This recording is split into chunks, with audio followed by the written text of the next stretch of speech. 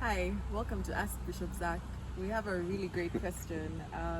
So the logic to cohabit in my generation is to establish whether the relationship is worth the marriage commitment. What are your thoughts on this?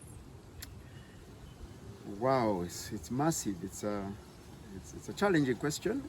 First of all, I'm not your generation, Yeah. so how am I? Because in my generation, but anyway, I need to answer for. I need to Yeah. reflect on the challenge that the question that your generation is battling with. I think it's in any generation actually the question of marriage and the marriage as a lifelong relationship. Every generation asks that question. In fact, there will be some who say, "Why marry then? bother? Why bother? Why make a commitment to one human being for the rest of your life?" So,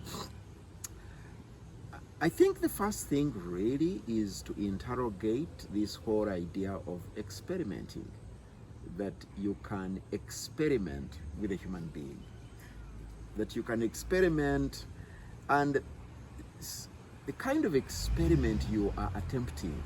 Okay, so here is somebody, you have sex with them, you live life with them, you're just trying. The other communities where they call it trial marriage. In fact, they don't even call it cohabiting, they call it trial marriage.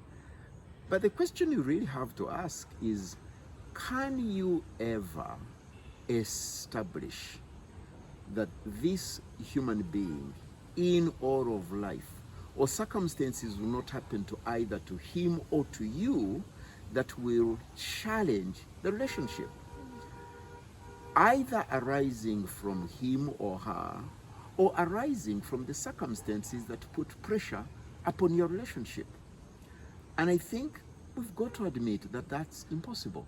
First of all, you're asking too much of yourself. You're asking too much of that individual to be able to say, I can predict that given how this and the other is, nothing will ever test our relationship. Why? Because marriage is about life. Marriage, in fact, I often say, is life.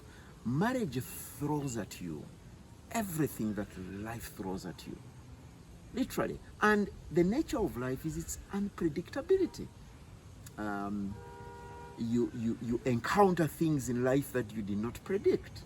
Of course, we have to begin with the fact that where we were born, who gave birth to us, is not a choice we made. And that by itself gifts you with genes about which you don't have a choice. So that idea that you can actually experiment with life, you can't experiment with life. You can only live life. Life is not an experiment. And because marriage is about life, that it is some person with whom you are going to, in your generation, I think the word you use is to do life. To do life, Therefore, it really requires a prior commitment rather than let's experiment to commit. It requires a prior commitment in order to say, hey, whatever may come our way, whoever you are, whatever I am, we will be together in this, in the hills and in the valleys, in the stresses and strains of life. There are things about me that even now Theodora is discovering that, I was not always old. Now I'm an older man. and something about my old age maybe has brought out things for which. Life has different seasons, and you can't predict what any season will bring out of your friend or out of you, or the pressures that life will bring upon you. And we can talk about some fairly easy disease hits that you didn't, I know. But you see, marriage says whether you're sick or not sick, whatever happens to you will. And really, I think for me, that's the beauty of marriage, is that actually here is a human being, with whom you commit for the rest of life to be together.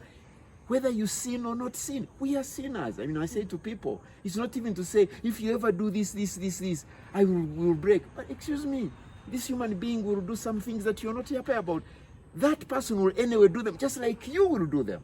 So are you saying that anytime you make a mistake, somebody should just chuck you? So that's why marriage itself requires a commitment. And it's a commitment, it's the risk. But it's the beauty of risk, because life is a risk, isn't it? It is. You don't stop living because life is a risk. So you commit to this amazing adventure together. It's an adventure together. It's a risk. That's why I think what makes marriage beautiful. That's what the love in marriage, of marriage, is actually about commitment. It's less about romance. Somebody says, commit to what you love. You love what you've committed to. Commit to what you love. You love it, because commitment has a way in which it nurtures love in amazing ways. So, however, let me say this, that before the commitment, there are certain basics. And those basics are primarily values. And values you can establish before sleeping together, before living together. Values you can. Values such as hard work, such as a simple lifestyle. There are people, men, women, who live larger than they really are. So values can be established without necessarily living together. Generosity, somebody, mukonogamu, very mean, or you can actually tell. Values are what cause relationships to stick. So yeah, I would encourage you, please establish that you share values. Personalities are different, people are different, but the values, the things that matter most in life. And so give yourself time to experience this human being without making any commitment, to be able to establish, do we have shared values? It's those values that will cause any relationship to stick. So is it to say that the values won't change? Actually, they could change. Life puts pressure upon us, but that's where the strength of character comes from. Actually, it's amazing how consistent human beings are. It's really, really amazing. If people prefer a simple lifestyle, I have actually seen that people maintain it. But you also have got to check the foundation of those values, the foundation. By the way, generosity has nothing to do with amount of money, for example.